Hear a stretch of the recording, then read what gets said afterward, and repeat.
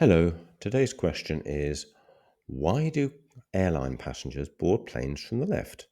As usual, if you enjoy this episode, could you give it a quick like and share it with your friends? Let's get to the question. Why do planes board from the left side? If you look at this image, you can see that the passengers are boarding from the left side. Okay, I know it's your right, but from the plane's point of view, it's the left side. Yeah, I know planes don't have a point of view, but you know what I mean. Why is this? There's a perfectly good door on the other side of the plane where supplies are delivered. Aeroplanes are by nature symmetrical, so there are doors and hatches on both sides. So why? If you Google this question, you'll probably get the following answer, which goes something like this. Early ships, and I'm talking about medieval ships here, had a rudder or a tiller, which was basically a long oar, which, as you can see from this picture, was on the right side of the ship and not in the centre as later ships had them. So when this ship docked at a port or a jetty, as you can see here, the side away from the tiller was the side connected to the land, and it was known as the port side, and the side of the ship with the tiller that was known as the starboard side. So people embarking or disembarking did so from the left side of the ship. So far, so logical.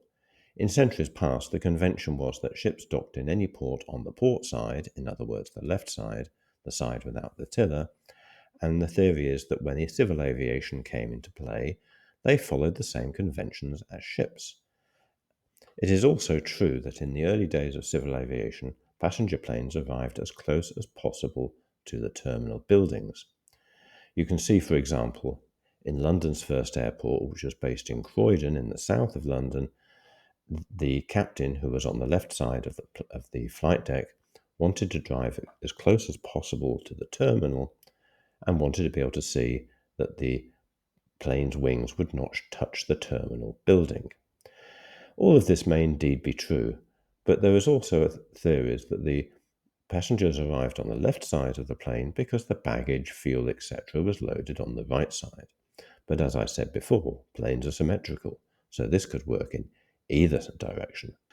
This explanation also ignores the fact that aviation existed for almost 20 years before civil aviation really started to become business. So, while this may be true up to a point, this convention in fact reinforced a practice that already existed.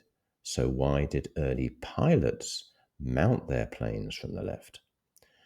The explanation I'm about to give you was given to me by some engineers from Toulouse in France who worked for Airbus.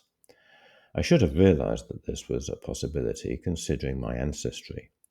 In order to understand the early years of aviation, we need to understand the First World War. Here you can see a British cavalryman of the time. This was a period in which the cavalry was going through an enormous transition, and effectively, in the British Army, the cavalry had become a highly mobile infantry unit who travelled to the point of battle on horseback.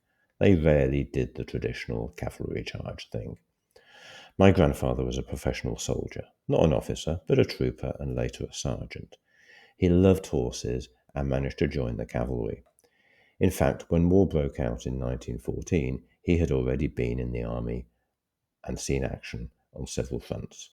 On being transferred to France, he found himself idle behind the lines, and for the first 18 months or maybe 2 years of the First World War, there was a belief that a breakthrough would be exploited by cavalry. In other words, heavy artillery and infantry would break open a hole in the enemy front with enormous numbers of cavalry breaking through and causing havoc behind German lines. This was an idea before its time. A quick word about our perceptions of the First World War. The lions led by donkeys myth was like many other media-generated myths, just a myth, an untruth. That can be the subject of another video. In 1916, the British military authorities understood that they could no longer continue to maintain such an enormous number of cavalrymen behind the lines in France, when there was little prospect of them breaking through, at least in the near future. In 1918, the intelligent combination of artillery, infantry, tanks, and cavalry finally created the breakthrough and was the inspiration for the blitzkrieg tactics used by Nazi Germany. The blitzkrieg tactics were invented by the so-called donkeys of popular myth in the British Army in 1918. Coming back to 1916, it was decided that the enormous numbers of cavalrymen who effectively mounted infantry could be exploited more productively elsewhere. Most of them were converted into infantry. Some of them transferred to the new tank formations. And in fact, if you look at these guys nowadays, you can see that when they're not doing ceremonial duties on horseback, they are driving light tanks, doing the job of light cavalry. My grandfather was one of the few lucky ones who was allowed to keep his horse and move to Egypt, where he participated in the invasion of the Ottoman Empire in 1918 and ended up in Damascus. However, there were other cavalrymen, especially officers, who chose to transfer to the Royal Flying Corps, which was the precursor of the Air Force. Lots of cavalrymen made this choice for the obvious reasons that the air war was the new cavalry war. So they mounted their planes in the same way as they mounted their horses. Let me explain. I don't know how many times you have mounted a horse. I have done so on numerous occasions, and I, like most people, am right-handed. So my right hand and my right arm are stronger than the left. When I mount a horse, it makes sense for me to use my right hand to grab the pommel and pull myself up, putting my left foot in the stirrup as a pivot and using my stronger right leg to launch my foot over the horse and onto the other side. This means that cavalrymen always mounted their horse from the left, and as a consequence, they mounted their new horses, the aeroplanes, from the left, not just in the British military, but in the French, German, Russian, and American as well. As the majority of these pilots had cavalry background, they had the same skill set needed to be fighter pilots. And even the later people who joined the Royal Flying Corps tended to be people who had a background in riding horses. So the transfer from the horse to the fighter plane was the most natural thing in the world.